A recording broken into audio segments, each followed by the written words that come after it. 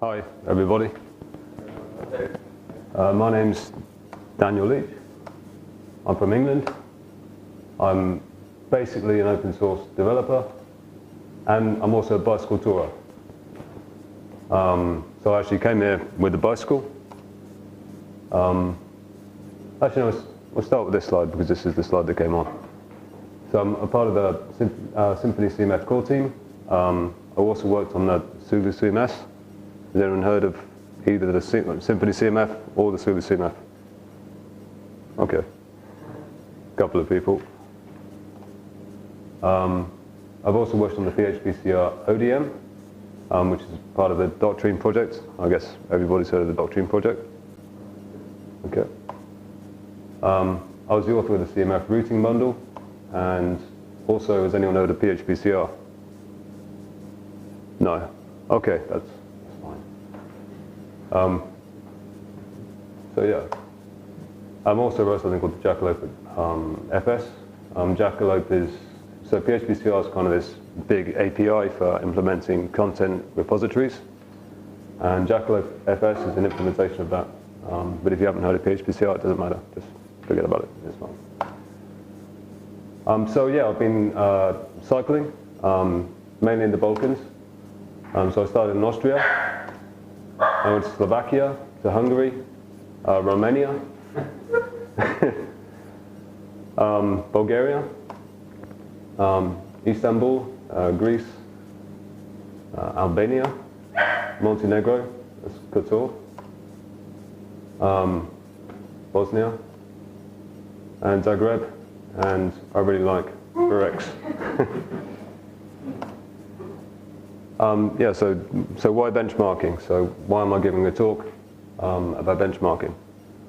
So basically, about 6 months ago, I was trying to write, I had an idea to write a second version of this implementation of PHPCR called Jackalope. So I wanted to write Jackalope 2, and the main issue with Jackalope at the moment, well, there are two issues with Jackalope at the moment. One, it needs a lot of refactoring. It's quite messy. And the second issue is that it's not very fast. So whilst I could, happily write, refactor Jackalope so it's a bit tidier, to make it fast, you really want to be able to compare the old Jackalope with the new Jackalope. So I wanted a framework to do this with. There's already something called Athletic. First of all, how many people actually program in PHP? Okay, majority. Has anyone ever heard of Athletic? Has anyone ever used any other benchmarking tools? What did you use? Xpro. Okay, like profiling. Yeah. Okay. When you're saying PHPCR with PHP content. Exactly, yeah. So I wanted to write a benchmarking suite, and like I say, I found Athletic, which is kind of what I wanted, but the tool wasn't as nice as I would like it to have been. So I wrote PHP Bench on Saturday, and I've been working on it ever since. So yeah, benchmarking. This is a bench. So what is benchmarking? So according to Wikipedia, in computing, a benchmark is the act of running a computer program, a set of programs, or other operations in order to assess the relative, so we emphasize the word relative, performance of an object, normally by running a number of standard tests and trials against it. So assessing if one thing, how one thing compares with another thing by testing it with the same thing.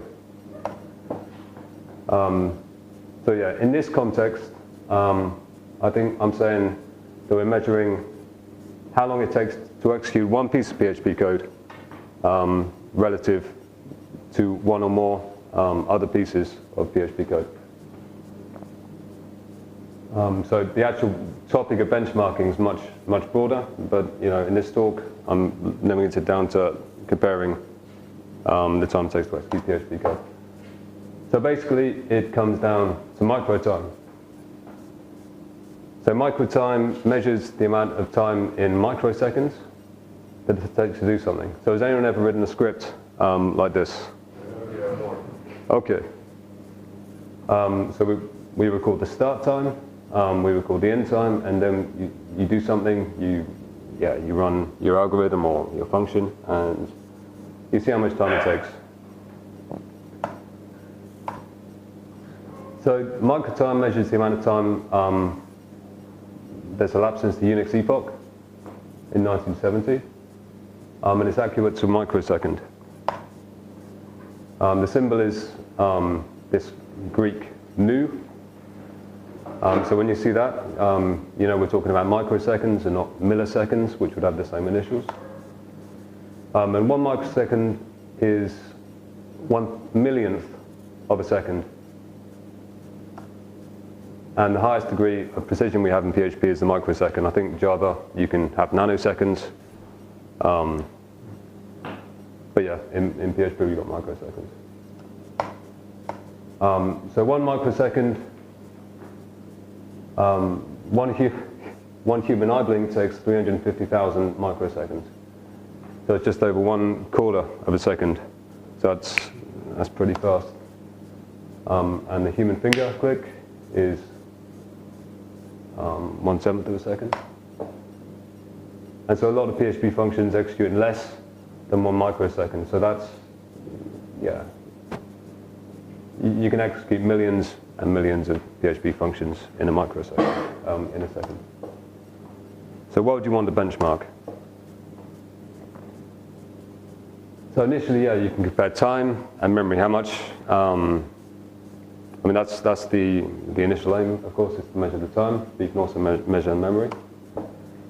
You can measure algorithms, hardware, platforms, and dependencies. We'll talk about these later. And we can prevent regressions. Yeah. And you can satisfy, I mean, so when you're programming, do you ever wonder, you know, if you choose to use one function, do you ever wonder if another function would be faster? This is maybe the reason you write the microtime script that we saw earlier. So often, I just want to know, is it better to use sprintf instead of dot concatenation? Is it better to use array key exists? Is it better to use set? So it's just to satisfy, it might not even matter that much. But sometimes it's just good to know. And you can win arguments, objectively.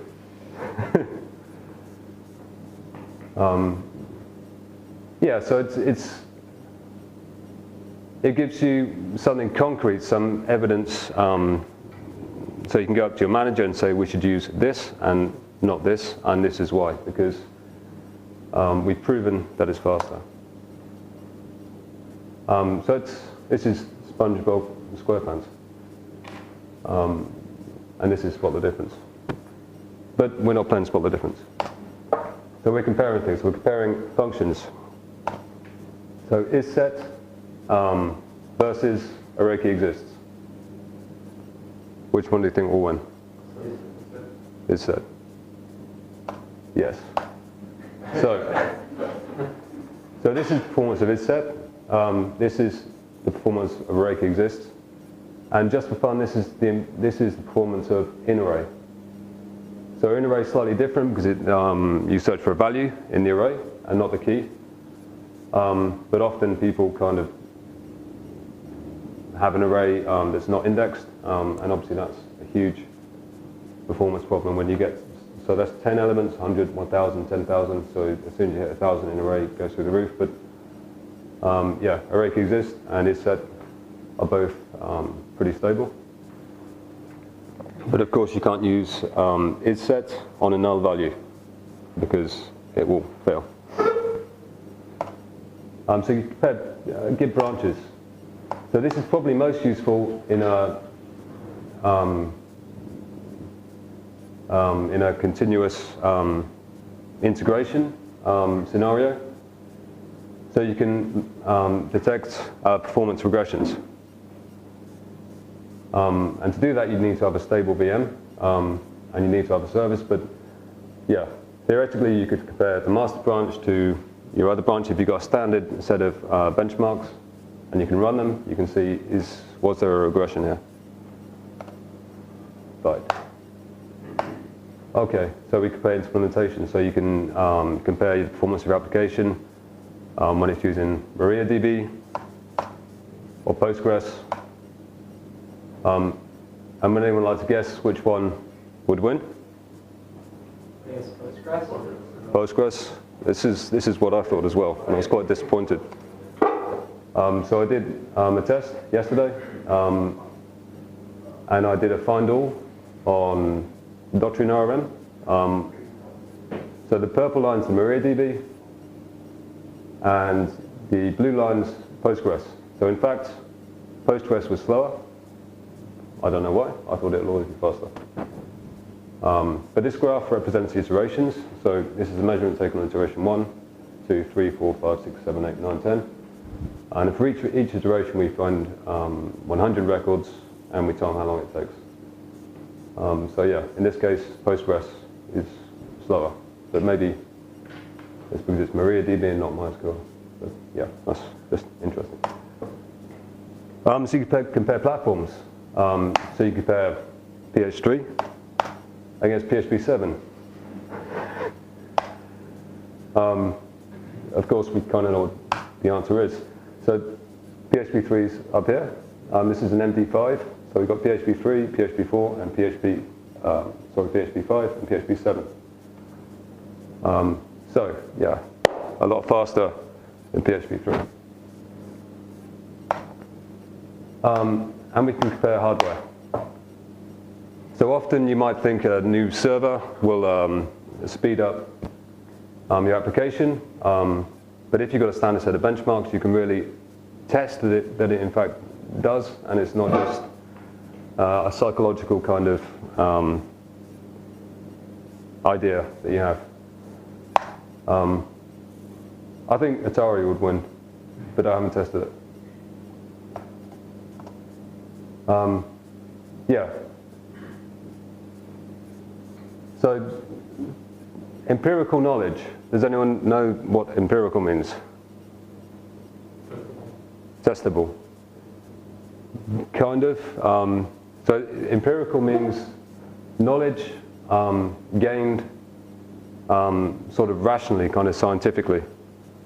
So it's empirical knowledge. It's not believing that your code is faster.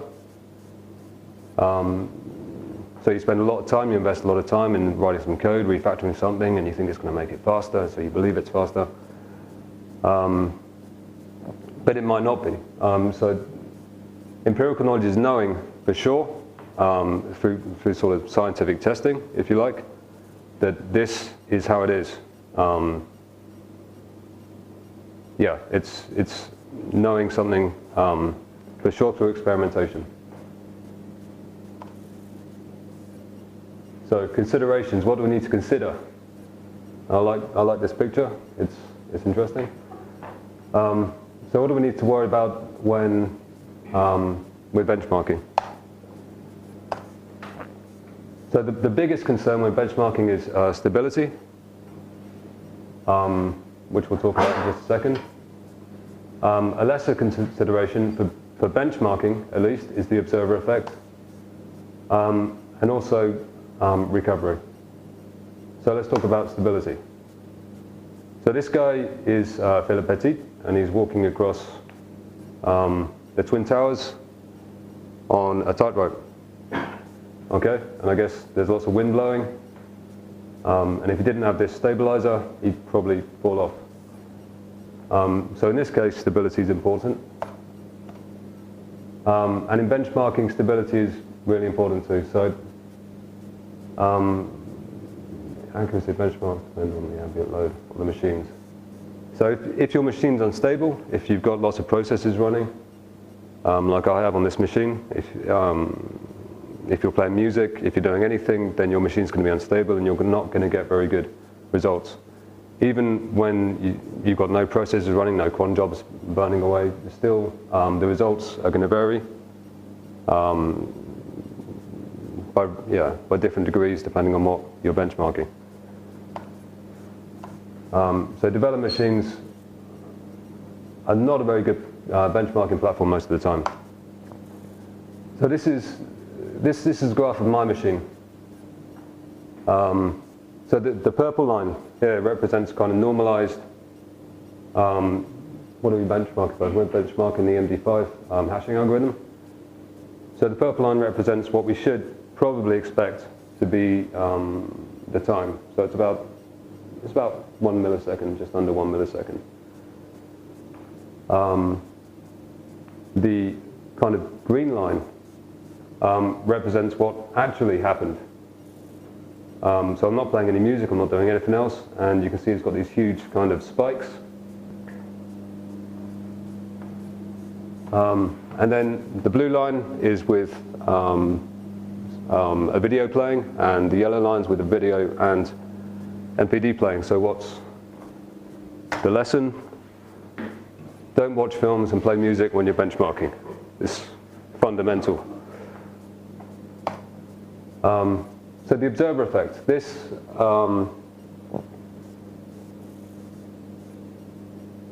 yeah. So it's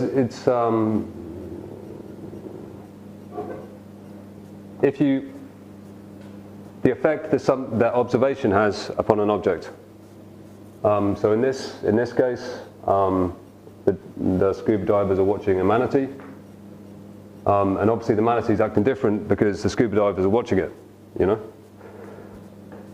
So how does that affect benchmark? Another example is if you try and measure the pressure in a car tire accurately, you can't do it without letting the air out. So this is the observer effect. You can't always measure something without affecting the result. And it's not to be confused with the uncertainty principle. When I started this, I thought it was quite cool because, you know, it's like the uncertainty principle, and it's, you know, that's quantum mechanics and stuff. I thought, yeah, that's quite a cool thing, but it has nothing to do with it. So where do we see the observer effect? In logging. So if you have a logger in your application, then every time it writes to the file, it's going to slow down your application.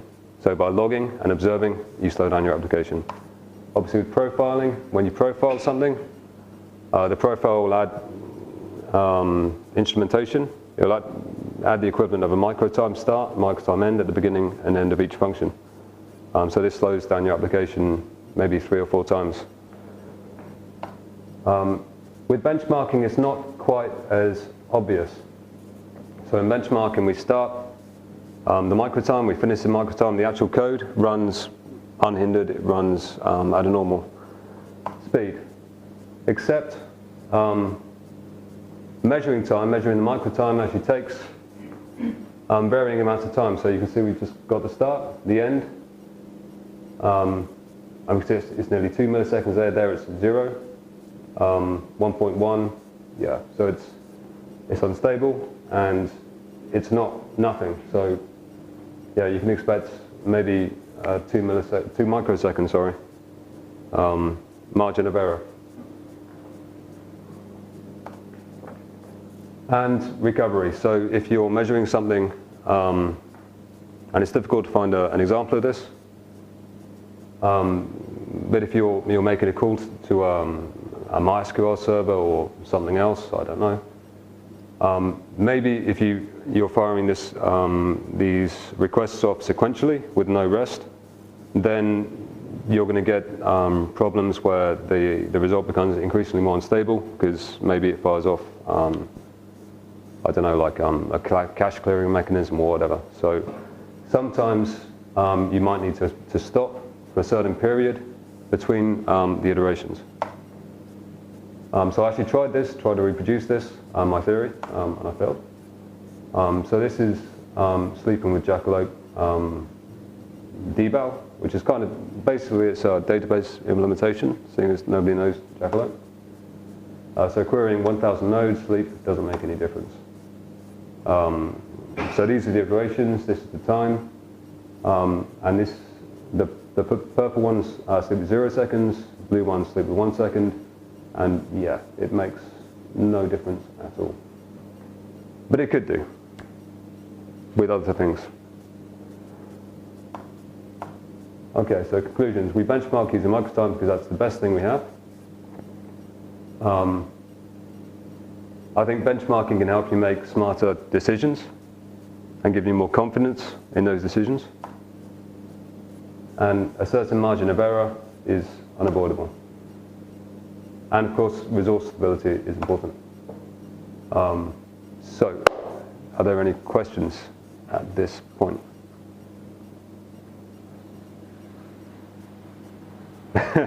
Go. Are there any tools to help us? Yes.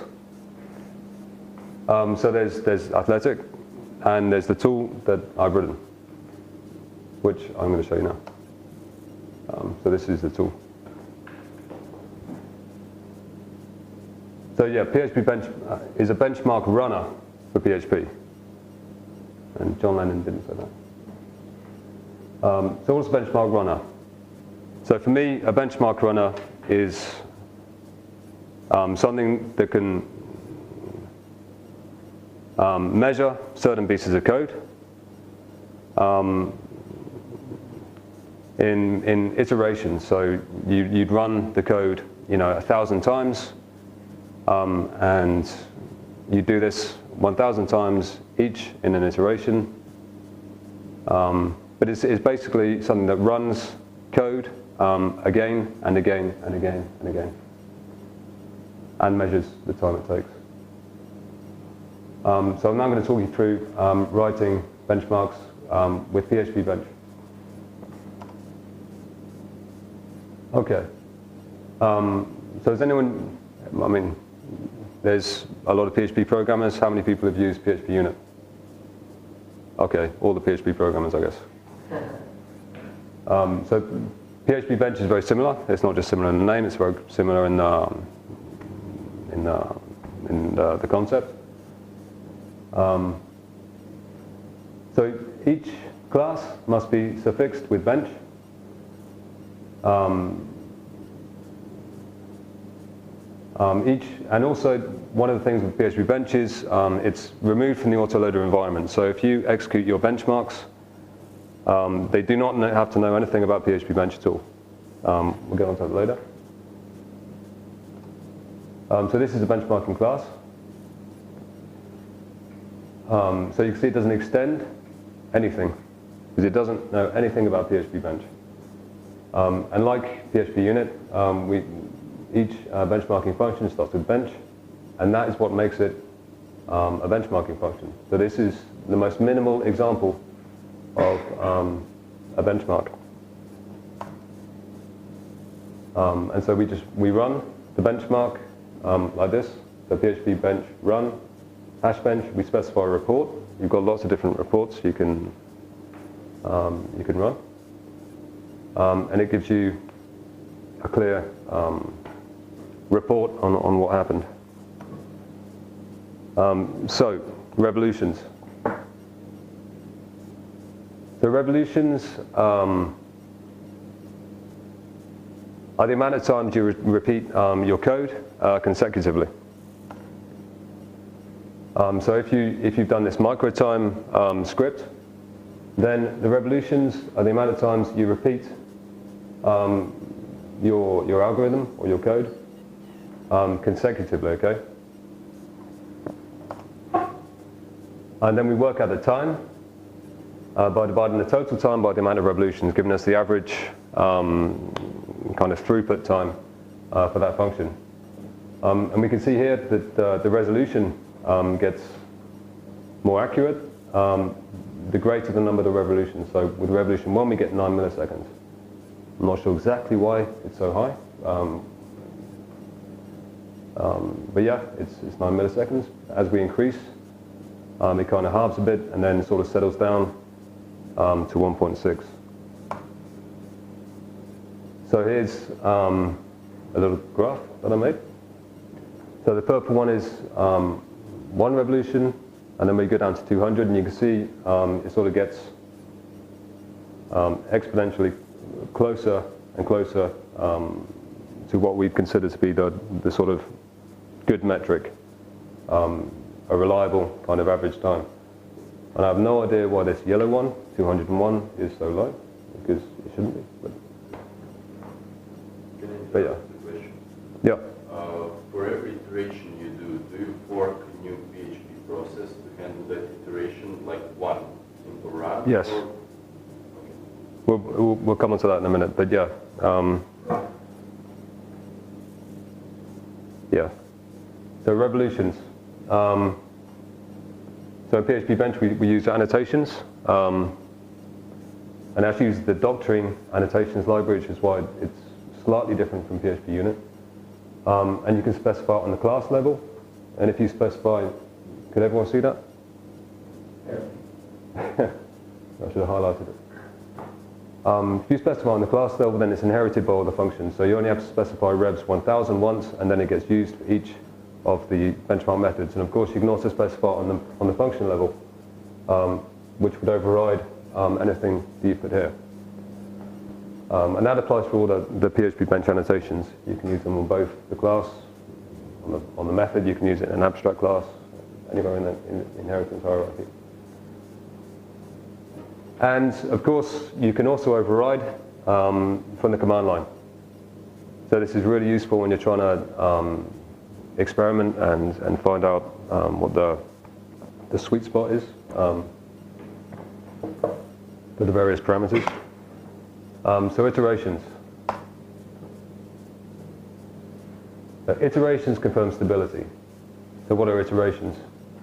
I'm not sure if I cover this or not, so I'm going to talk about it now. So an iteration actually launches a new PHP process. So every time you run an iteration, it creates a temporary script with everything it needs to know to run your code. It includes your benchmark code, and it executes it. And if you have an autoloader, it will include your autoloader, not the PHP Bench autoloader. So each iteration is executed in a separate process with just the overhead of a script, nothing else. So there's minimal interference. And iterations confirm stability. So by running multiple iterations, so we run the MD5 hash algorithm 10,000 times once, and it's 3 milliseconds. Twice, and it's 3.063. 3 times, 3.1620, 3.1708. So we've got a metric, a stability metric, and it says that it's 94% stable. So yeah, they're pretty close together. We can be fairly certain that the average is, we can be fairly certain that's a reasonable estimate. And of course, when it goes wrong, when your system's unstable, you can have an anomaly, such as this 1.77, and then we've got a stability metric of 16%, and it's pretty much useless. Okay, and iterations like revolutions can be specified with the annotation in the same manner, and you can override it on the command line. So one of the cool features of PHP Bench is that it lets you specify kind of a stability threshold that must be enforced. So this is called the retry threshold. So if you specify a retry threshold of 10%, any iteration that falls outside of the average measurement by 10% will be discarded, and we'll run another iteration.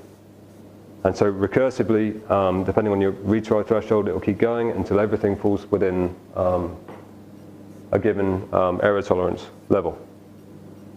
Sorry, does it allow all iterations to run first, then calculate the average, and then discards? Or does it start discarding as soon as the second iteration is run? So what it does, it will go, so if you've got 10 iterations, it will run a set of 10 iterations. At the end of it, it'll work out the average of the iterations. It will work out which ones deviate from the average given more than the retry threshold. Discard those from the set, or discard multiple iterations from the set, and then run them again. And in this way, it'll keep going and recursing, and sometimes it can take a very long time if you specify a very low threshold. But at the end, you tend to get quite a reliable figure. So yeah, you get. Can you limit it with a counter or something like don't try more than 5 times? Not at the moment, no.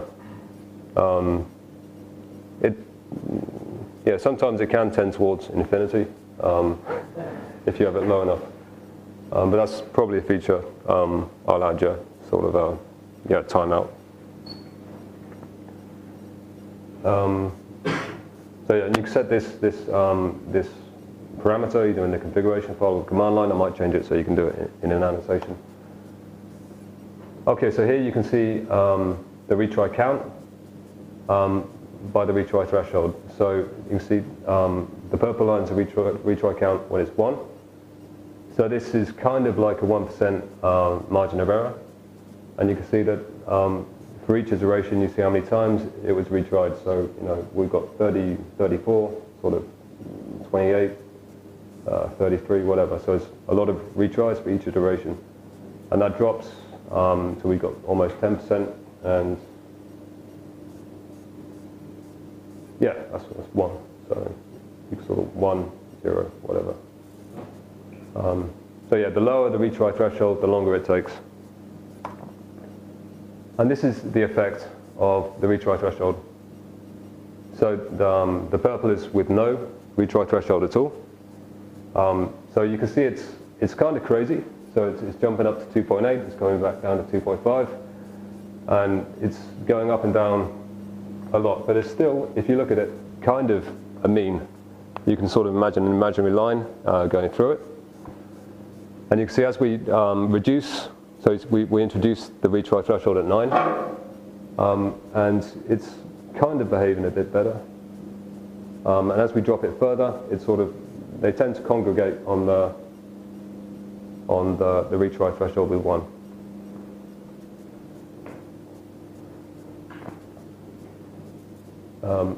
Any questions or any more questions on that? Yeah. I was wondering about if you've got data that's unstable, would that not be something important about your program? Like you're discarding data that might be. Yeah. If you've got data that's, well, if you've got a program that's unstable, you mean? No, I mean, if you're getting benchmarks that are while we use the system, that could be something significant about your program that's wrong. Yeah, I mean, if you had an unstable program, so if you had some sort of random element in your program that changes every time, then benchmarking is going to be futile.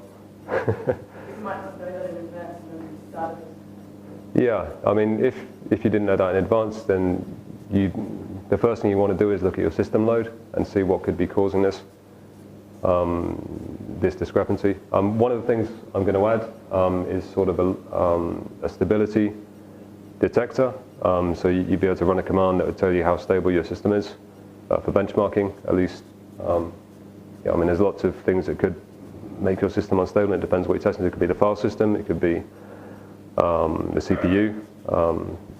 It could be even like network access. I don't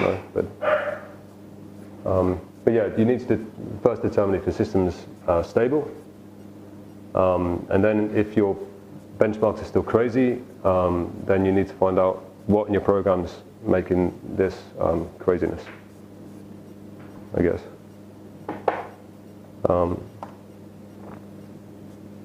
So yeah, this is one of the things I didn't like about Athletic as a benchmarking framework, was that everything was kind of in real time. And I wanted to test things that might take maybe 5 to 10 minutes, maybe even longer. So one of the good features about PHPBench is it divides reporting and running into 2 separate processes. So the runner, the thing that runs your benchmarks, basically generates an XML document. So you can see if you specify to dump a file, it can dump this XML document which contains all the statistics, all the metrics from the benchmarking run. Yeah, so we can dump the results to the XML, and then we can run the report with a separate command. We can run the report on the XML document, and it's instant, of course. And we can use different reports. We can play with the reports. We can, yeah. So instead of having to wait 10 minutes to see how your report looks, you can find out instantly. So yeah, like PHPUnit, PHPBench is configured not with an XML file because I don't like XML. I don't particularly like JSON either, but JSON has got a inbuilt support in PHP, so there's no extra dependencies. I prefer it to be YAML, but so yeah, you've got PHPBench.json. So if like PHPUnit, if you're executing PHPBench in your root, in the root of your project, and you've got a PHPBench JSON file, then it uses it. You can alternatively specify the configuration to use. And if there's a PHPBench.json.dist file, then it will fall back to using this. So you can, like with a lot of other programs, you can commit the dist file to your VCS, your version control system, and you can have a local PHPBench JSON file. So reporting with a cat picture.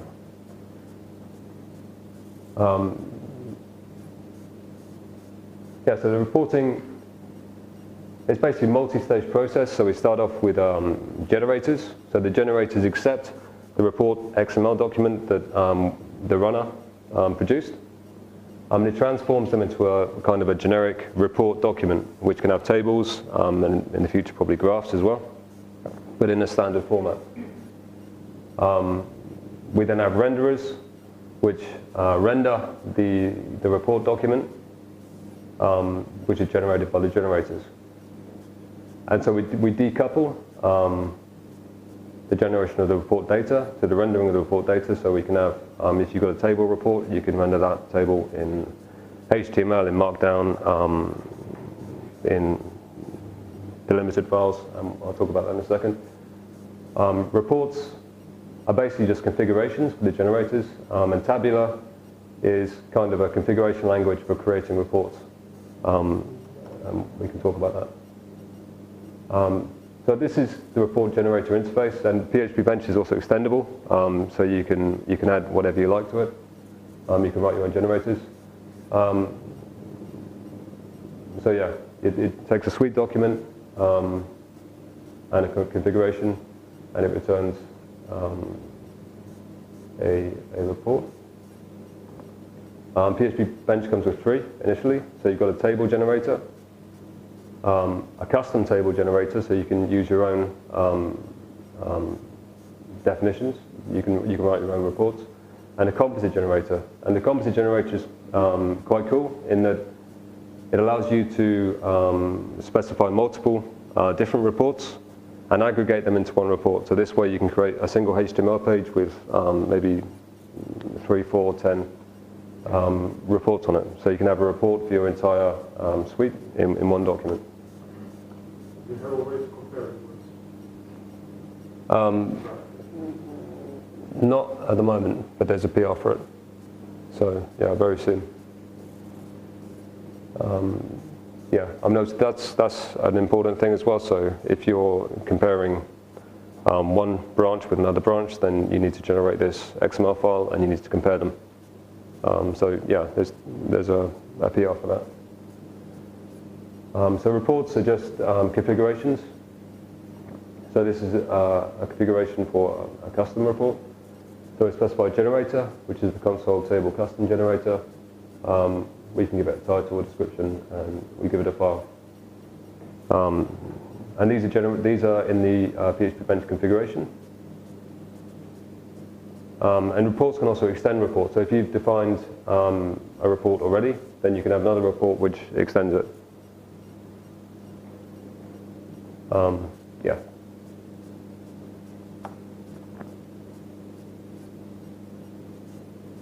So yeah, we can put the reports in the PHPBench configuration. And also, like everything else with PHPBench,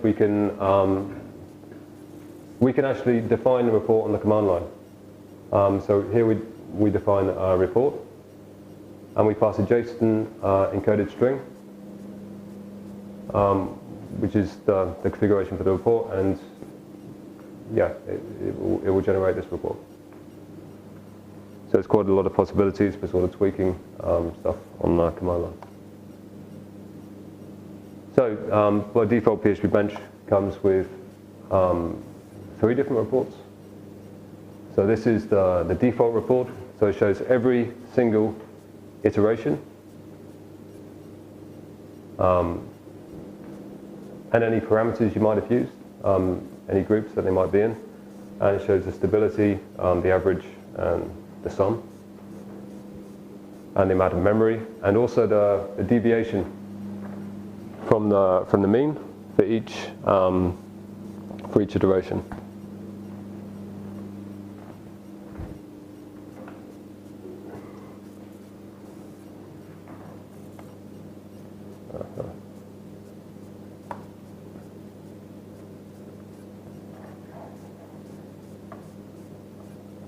Okay, it's stuck.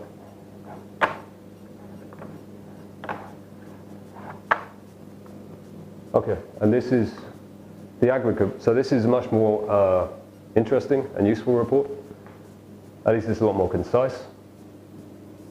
So for each benchmark subject, it squashes all the iterations down and gives us an aggregate average, and tells you how stable that result was. So we can see for the MD5, with 1,000 iterations, 1,000 revolutions, 10 iterations, an average time is 2.90. We use this much memory on average. It's got 0% deviation because this is the minimum, and it's got 85% stability. Yeah, so this is the most useful report. And this is the plain report. So this is kind of incomplete at the moment, but this report will have every single metric that's possible. And it's mainly for exporting data. So when I've generated these graphs in this presentation, this has been by using this feature. So I export, I generate a report in a delimited file. So this is a tab delimited file. And then you can feed this file into, does anyone know GNU plot? Yeah. Okay, so you can feed it into GNU plot and it can generate graphs and things like this. So it's a good way to share the data with other applications. Okay, and you can also, if you want to, you can write custom reports. So when I started PHPBench, there wasn't actually a reporting framework that I could use. So the problem is having tabular data, and then you need to have sort of compiler passes. You need to do sort of loops and count things, and it becomes very complicated. So tabular is a kind of solution for generating tabular reports. So tables, it's kind of like spreadsheets. So it's developed by PHPBench, but it's not coupled to it. It accepts any XML document as its input, and it uses XPath queries and expressions. And it makes the transformation based on a JSON definition file. So it takes an XML document, a JSON definition, it goes through the engine, and it produces a representation of a table in XML. So this is an example. So we have a store with a book, with a title, with a price, blah, blah, blah. And this is the definition file. So in this definition, we define 2 rows, or 2 row templates. So in the first row, we have a sales key, and we say, okay, this row has the cell title and price. And then what we have here is an XPath expression. So has anyone used XPath? Okay, it's really good for doing maths on XML documents, basically.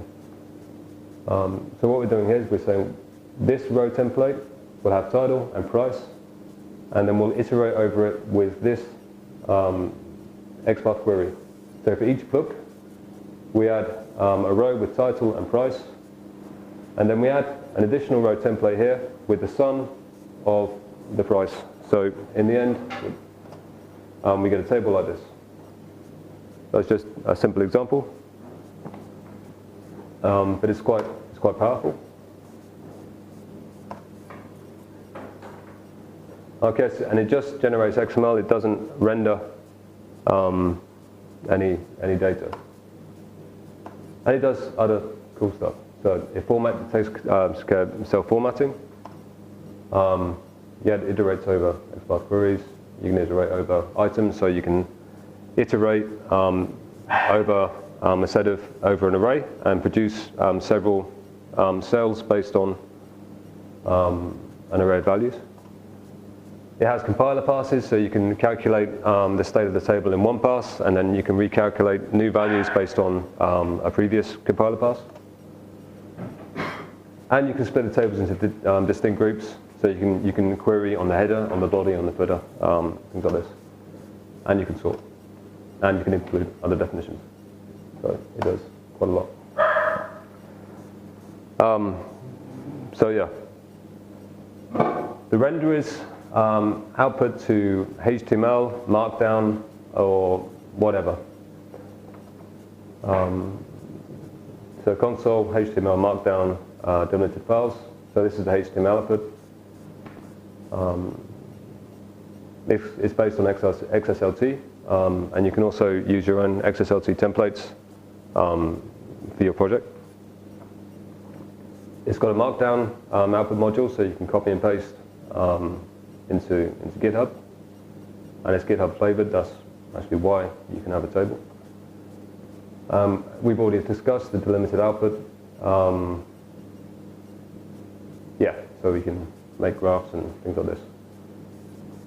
So, benchmarking can help you make smart decisions, I think. It can be used to obtain more reliable benchmarking results. I think that's the main thing it can do. And yeah, this thing called Tabular can be used to generate sexy reports. And there's documentation. Okay, and after this I'm going to just do a little bit of live coding for about 5 minutes, just to show you how it works. But are there any questions? Yep. Can you, instead of writing your own benchmarks, run, for example, the complete test suite of PHPUnit and use that timing and memory usage as Instead of using PHPBench? No, actually using PHPBench, but make PHPBench run my test suite and use the timing, how much it takes to run the test suite. Yeah, I mean, this is interesting. So I did think about this. But the problem is that you're not only testing your code, you'd be also benchmarking PHPUnit. Yeah, but usually when I want to compare different platforms or versions of PHP, this is the best way to see how much faster or slower something is. I don't really care about the exact numbers, just the difference. But maybe if you have your own test run for PHPUnit, it wouldn't make much of a difference, because most of the time you just do asserts which are really simple code. They don't really change. I don't think they should be unstable, things like asserts. Yeah, yeah. And if you remove all the other stuff around it, it should be doable. Yeah, I mean, it's all relative, of course. So if you've got overhead from PHPUnit, as long as you don't change it, it wouldn't be the most stable thing, because you're always changing your tests, things are going to change. But yeah, I think it would be possible. You can import the annotations from PHPBench. You can annotate your PHPUnit class. Do they have to be named bench, or can you change that? Do you remember you said the classes have to end with bench and the function starts with bench? Would it be possible to overcome? Yeah. Yeah. I mean, you could annotate them. You could use annotations to say this is a PHPBench class. But yeah, maybe it's worth looking into. It'd certainly save a lot of time, because you only have to write one you could take advantage of your test suite. So yeah, I'll make an issue. Yeah, another question is, do you feel like a reporter that you can plug into Jenkins and, I don't know, get a graph of the speed difference between builds? Yeah, I mean this would be kind of the best thing in the world, probably. But the problem is, and maybe somebody here knows how to solve it, I haven't really looked into it, but the problem is having a stable VM or stable machine that you can run it on. Otherwise, each time you run your benchmarks, it's going to be different, so you're going to get a lot of false positives. I've tested this on Travis, and Travis is reasonably stable within the same process, so you can run several benchmarks in a single Travis Docker container, and they're pretty stable. But between Travis Docker containers, it's unstable. So Maybe run previous build and current build and then compare that. yeah, this is possible. The disadvantage is you potentially have to do 2 composer installs. So it could, yeah. I mean you would have to do 2 composer installs. So it doubles the build time. But then you've got composer cache as well. So yeah, maybe that's possible. Yeah. Does it integrate with the symphony framework? How to get them working together? Actually, it can integrate with anything because your benchmark doesn't have to know about PHP Bench. It just has annotations in it. So yeah, you can integrate it with anything. In fact, in the future it might be possible, if you really wanted to, you could write an executor for Python. Because you're only launching a process, and that process just has to return JSON. So you could launch anything, and it can return just the time and the memory usage, and yeah. How do I integrate my bench file, Symfony or whatever other? I think he's asking if you have a Symfony project already, where are you going to save the bench files that you're making for your project? Like, so you My have main concern is that for me, testing is faster than for each makes no sense. And testing is micro optimizations and all. Now, what I want to test is my actual code. Okay. My actual Symfony code or Oh, okay, I see. or my something code. Yeah. Can I actually run it? So can I call a service? Yeah, of course. How do I integrate it into PHP Bench? So it's exactly the same as you would for PHPUnit. So in PHPUnit, if you're going to test a Symfony service, you just have to have an abstract class where you instantiate the kernel. The Symfony kernel. Yeah, and it's exactly the same. Maybe we didn't cover it, but you specify an autoloader or bootstrap file at the beginning. So you just need to say, okay, use this bootstrap vendor autoload.php, your bootstrap file, and then you've got Symfony and everything you need in your benchmark. No. Okay, so it's not out of box. It's You don't have it already done, like the Symfony web context or. oh no. It's yeah, maybe there could be a package for that, but yeah. You disable garbage collection when you're running the deeper issues. I'm experimenting with that, yeah. At the moment, it is disabled. But I'm not sure, yeah. At the moment we use memory get usage, but I might use memory get peak usage. I'm not sure what the difference is, and yeah. But at the moment we disable it, yeah. Cool. Okay. So we'll just do some live coding.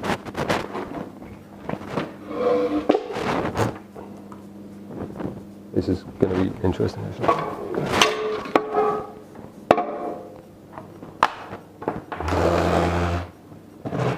So I'll just quickly somehow.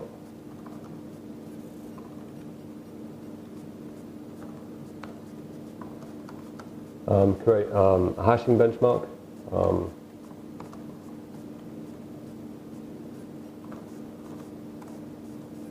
Okay, I'll remove the one that I did testing. Okay, so we've got an empty directory.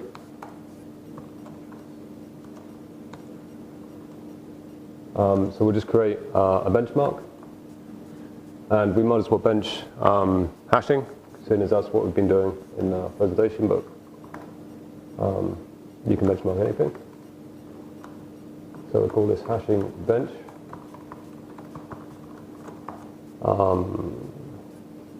Yeah, and that's, so like PHPUnit, we can also have a before method. So let's also create a hasher.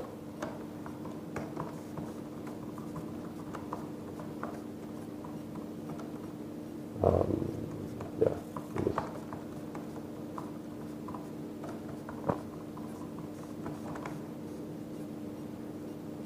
Okay.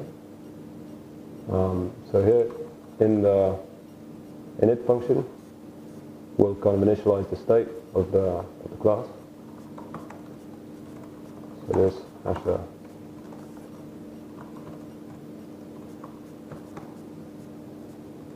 then we can bench MD5.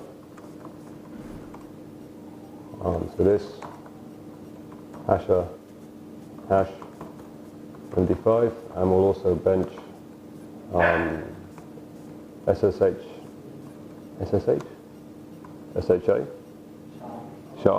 SHA 256. Okay.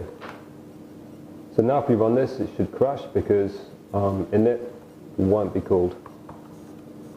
Yes, it shouldn't be called. Okay, so hash is null because in PHPBench, yeah, setup, teardown, they're not called automatically. You have to specify them with annotations. So what we can do is say before methods init. So now what should happen is init should be called before each function. So yeah, so that worked amazingly. So we can specify a report, and we'll specify the default report. Without that extra bit there, did it just write it to the file by default, or? No, in fact, it doesn't do anything by default. There's no default when you go past the point parameter. Yeah, there's nothing happens basically. It just says maybe this is useful in a continuous testing situation where you want to test that your benchmarks don't crash, but you don't actually want to benchmark anything. So I'll just make this a bit smaller.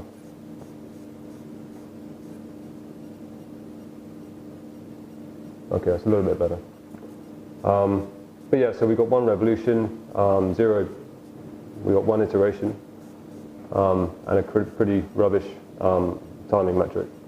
REJ is the rejected, or? Yeah, REJs are rejected, yeah. So we'll come on to that. So we're going to specify 10 iterations and 1,000 revolutions. So let's run that again. Make it a bit smaller.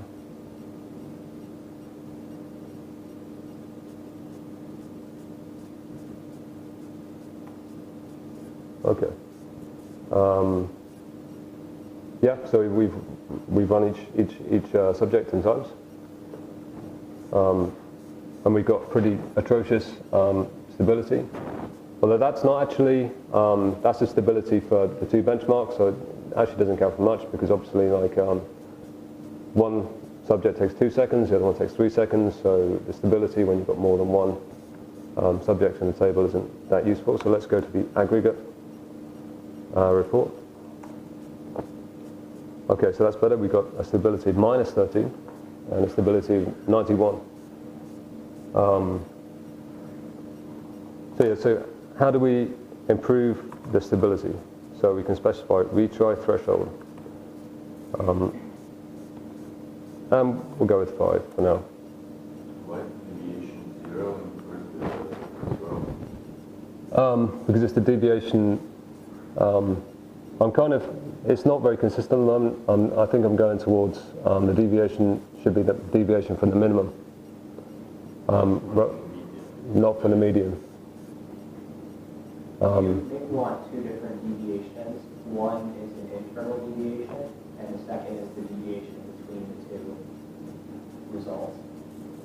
I mean, if you're talking but scientific approach to making experiments, the deviation should be different from the median value.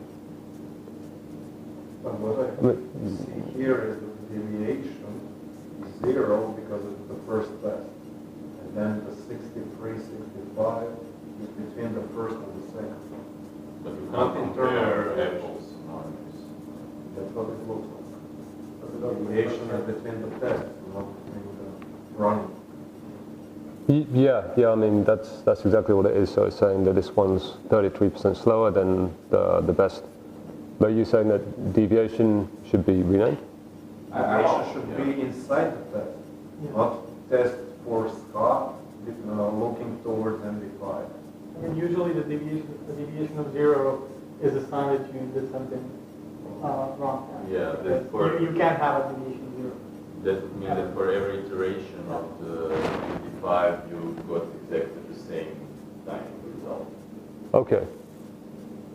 Maybe you should change the name of that field.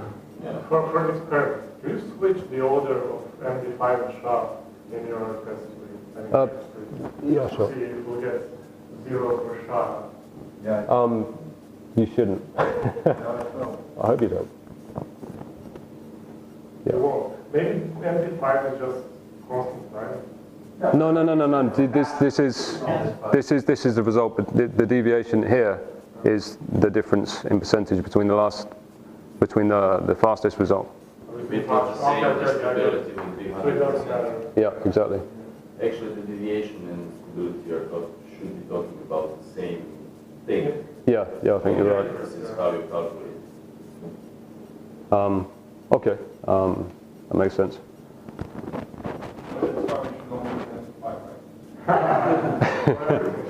Absolutely. Okay, so when we run this, it obviously takes a lot longer, and we get a retry count or rejection count of 1 and 3.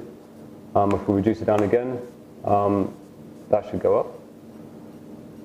We can also see what's going on by using a different progress logger. So we can use the verbose logger, and then you see how many retries. So if we put it to 1, so this should be a sort of 98, 99 sort of percent stability. But it could take some time. So you see it's just going up through the iterations, and it's the same 10, 9, 10, 9, 10, 9, 10, 9. So that's how many retries it's getting for each set.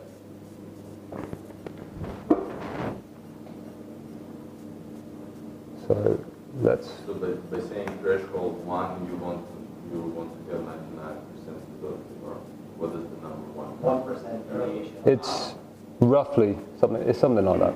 It's not. The stability metric isn't very well defined at the moment. But yeah, that's essentially what you're saying. So if you say sort of 0.1, then you're going to get a very, very high stability, but it could take a year. So, okay. That takes decimals, the threshold, retry threshold variable. I think so, yeah. You could say 2.5, for instance. Cool. Yeah. So what else can we do? So we can also provide parameters. Like it's very similar to the data provider in PHPUnit. So we can say param providers. And you notice this is plural as well. You can actually have multiple parameter providers. So let's provide an example of that. So we've got provide algo.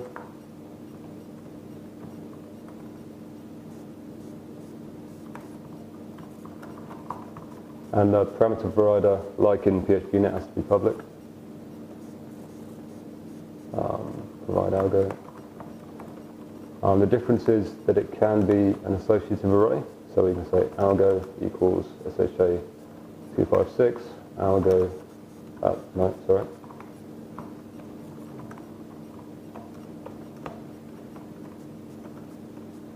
Equals MD5, whatever. You could pass in like your string to hash there as well, separately to each, right? Yeah, totally. So bench hash. Okay, so we've got, let's boost this up. Okay, so now we've got some parameters. And yeah, we can also provide the string, but let's do that. Okay. So there's a difference between PHPUnit. And it's that you get past an associative array. You don't get past multiple parameters. This is basically because you also get past this array to the before methods. So if you need to instantiate your environment, so if you're benchmarking a database and you need 1,000 rows and you want to test it with 100 rows, you want to test it with 10,000 rows, you don't want to benchmark the amount of time it takes to insert 100 rows. So you can also get the parameters from the before methods, so you can instantiate your database with 10, 100, 1,000 rows, whatever. And if we were to pass sort of like PHPUnit with multiple arguments, then that essentially couples us to the benchmarking method that had the parameter providers. So it's an associative array. And the other thing is that it provides, does anyone know what a Cartesian? Cartesian, yes. I didn't know that before I did this. It provides a Cartesian product. So it's something similar to the Travis matrix.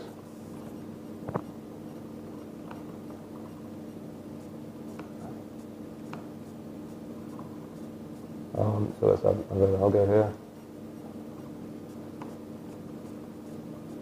What's on 116? So now we can provide.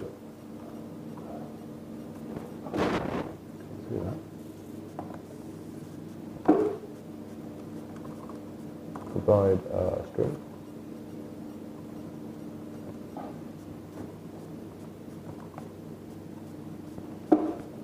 Okay, that's not used.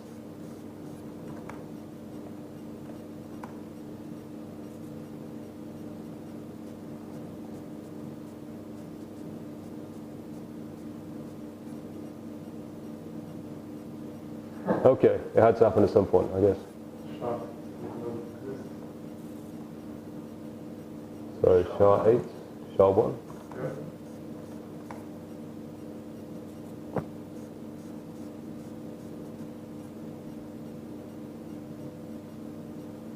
Okay. So when you provide multiple parameter providers, it should give you every possible combination of those parameters. You mentioned that you can create a bootstrap file. How would you go about injecting the dependency in the PHPBench class? Yeah. So let's say we've got a bootstrap file. So let's take, I think this is what you mean. So we'll call it autoload.php just for consistency. We'll chuck our hasher into that. What bin modules do you have? This is probably the best bin setup I've seen before. Not too much stuff, I don't think. But maybe I'll tell you later.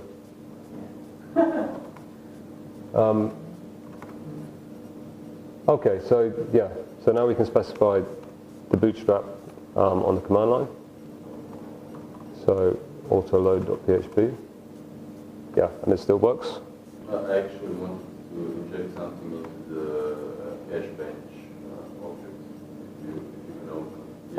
Okay. They call the constructor of this class PHPBench. Because then you could, for instance, instantiate your dependency injection container, bootstrap file, and you inject the PHPBench class, then you could test your asynchronous services. Yeah, I mean, I might have an example.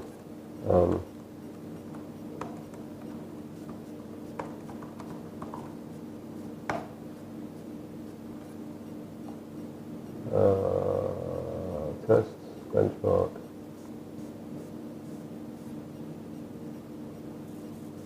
Okay, in this case, I actually extend a PHPUnit test case, which you can do, and then the PHPUnit test case has got the setup and stuff. But yeah, you'd have a basic a base class, if you like, or you can have your own sort of kernel with its own initialization stuff. And yeah, I mean, you've got the auto load there, so you can do whatever you like.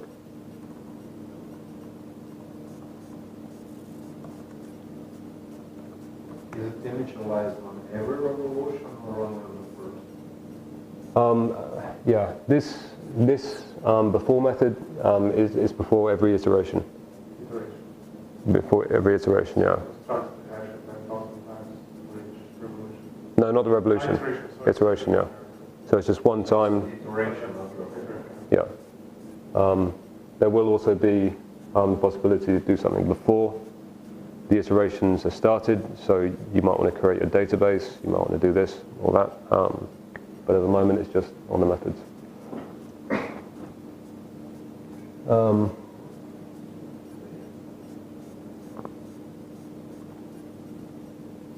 Okay, and let's just create one final thing before we finish. So we'll create a PHPBench.json file. So this is the configuration. So actually let's make a benchmarking folder. And let's move hash bench to the benchmarking folder. So in the configuration we say the path, so the benchmarks. We can also specify the retry threshold, but actually we won't. We can specify reports. So let's make a hash report. We'll extend the aggregate report. We'll give it a title of hash report, description, hello Zagreb. Do you have a title and description there? And we'll exclude the group column. Okay, that's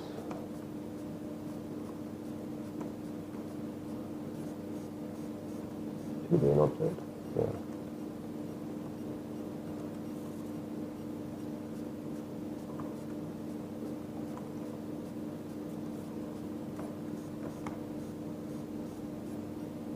Okay, that's not how that works. Okay, so this is going to be hash. We'll call this hash 1. And we'll call this one hash 2.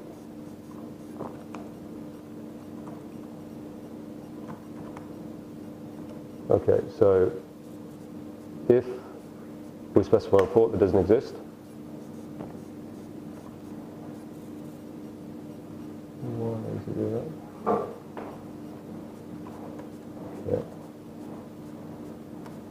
Okay, it's just complaining that the class isn't named after the file.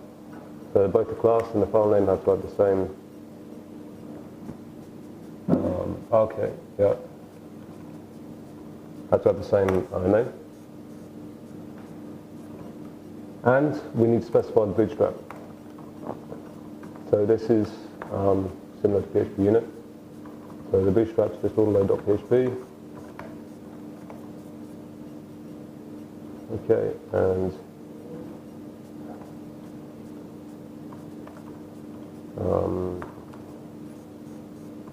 let's make some small stuff. Okay, so when you specify an invalid report, it says the no reports are aggregate, default, plain, #1 and #2. So we can now specify our new report. Okay, let's move that.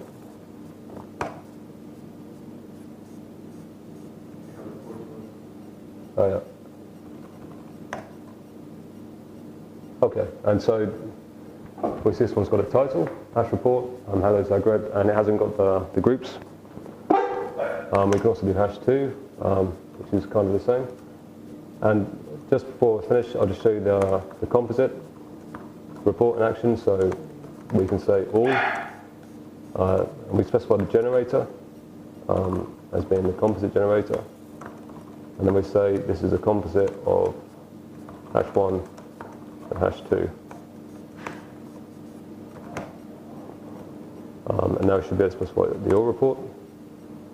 So it generates the two reports as you'd expect. And now we specify the output as HTML.